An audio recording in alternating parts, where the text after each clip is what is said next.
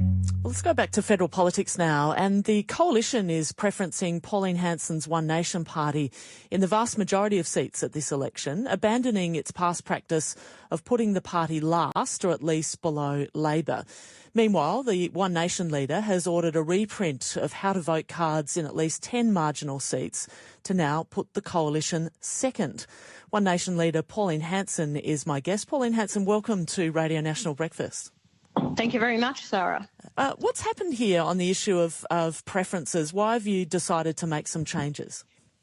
Well, what happened was in the preferences, and it's only a recommendation. I must tell you, listeners, that how to vote cards are only a recommendation from candidates and political parties.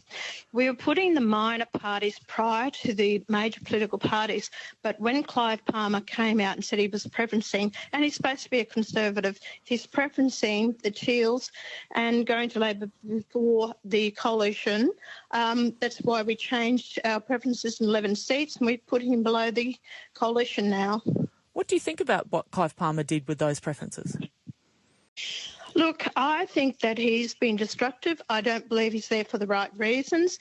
Clive Palmer approached me at the end of last year wanting to take over my party, to buy it, to inject $10 million into it, and to actually set up a board where he'd control the board, 5 members to my 4.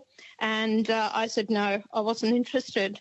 So Clive Palmer is a bit hurt by that, and I think he's just come into it the last minute because he deregistered his party after the last election. That's why he couldn't re-register it again under UAP. He's bought Trumpet Patriots, that name, and he's just thrown his weight in this election because he can. He has the money, but he's not there for the right reasons. Are you angry about what's happened? I'm upset what's happened. You know, this election is very important for Australians because a lot of Australians are struggling, the cost of living, they're doing it tough. And I don't think we need people just throwing their weight around, just trying to be destructive in this election. And that's what Clive Palmer's doing. And he's not happy with me. He's very, very upset with me, not allowing him to take over the party, change the name and all the rest of it. My party wasn't for sale. I'm not for sale. Did the coalition ask you or encourage you to make this switch with preferences at all? No, not at all. It was a decision that I made. A lot of the coalition members of Parliament have actually made their own decisions and they've put One Nation number 2 on their preference cards. So I've worked with the coalition.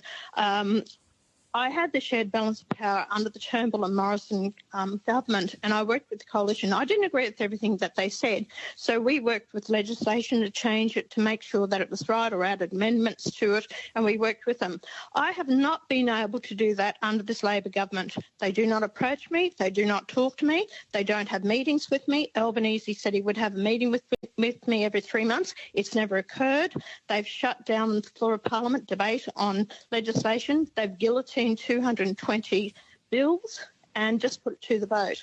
I think they're the worst government we've ever had for accountability, and especially when Albanese said, the Prime Minister said, we will be open and consultative. They've been anything but.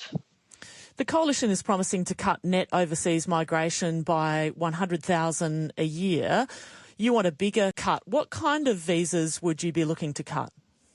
Well, I think what we need to do is cut the visas of foreign students bringing in their families into the country. We're going to have over 240,000, approximately that number, of foreign students bringing in their families or spouses in the country. They're given work visas, plus also on top of that, it's a pathway for them to stay in the country. We don't need them. There's a shortage of housing. That means more people that we're putting up in the country. So that's one visa holder I would actually cut. You look at some of these other visa holders, they're coming out here for work experience. Let me just tell you, listeners, in 1 year there, between 22 and 23, we brought in 739,000 people. Of that, only 51,605 were actually had skills. And of that, they say about the construction industry, building houses, only 1,800 were in the construction industry. So we're bringing in the wrong people into the country.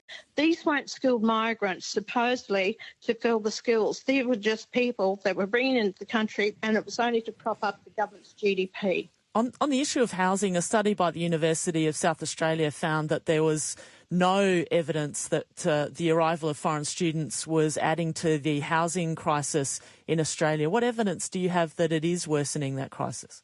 Well, apparently in Sydney, you've got 42% of the housing in the inner city suburbs have taken up by foreign students and 18% in Melbourne. So where does that figure come from? That figure came out of some article that I read in the newspaper. It was only about last week or the week prior to that. So that's recent information that's been released. Where do you think the foreign students live? You've had over 700,000 in the country at one stage. So, of course, they've got to live somewhere. So where do people think they're going to live? They buy up rental accommodation, take up rental accommodation, or under the Foreign Investment Review Board, they can actually buy housing, buy housing in Australia. But that's why we've got a lot of foreign ownership of our housing, which now most of the major political parties have taken up my policy to say no more foreign ownership of our housing. You've previously made statements including that Australia is being swamped by Asians. You've raised concerns about the size of the Muslim population in Australia. What kind of migrants do you want coming to Australia? Well, what you've raised there was back in 1996, nearly 30 years ago, and the intake of migrants at that time, we had about 4.5% of Asians in the country. Now we've got approaching 20% of the number of Asians in the country.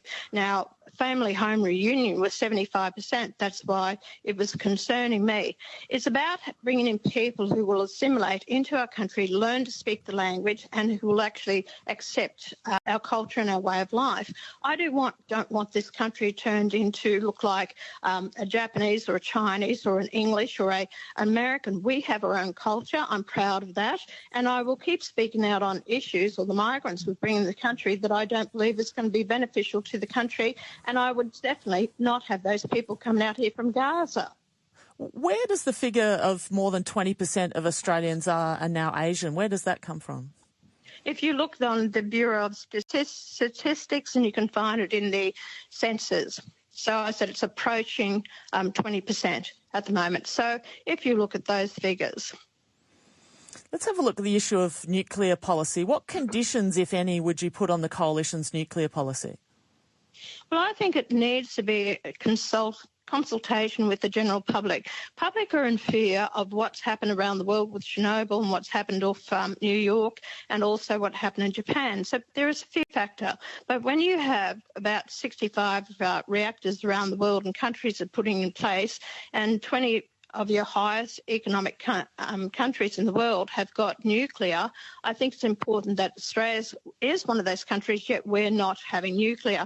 Have the debate with people and how they feel about it. I think people are concerned about where would the waste go from nuclear. But if we're going to have nuclear submarines and if we want a clean, green environment, we must look at having nuclear, and apparently it's reduced the prices in many countries. They had the renewables. Renewables haven't worked, and that's why they're changing now to putting coal-fired power stations that are 90% emissions-free, which can be built. And so I think in the interim, putting new coal-fired power stations that are emissions-free until we actually, in 20 years down the line, we can then have nuclear. Pauline Hanson, we'll need to leave it there. Thank you for your time on Breakfast this morning. My pleasure. Thanks for having me on. That's One Nation leader Pauline Hanson.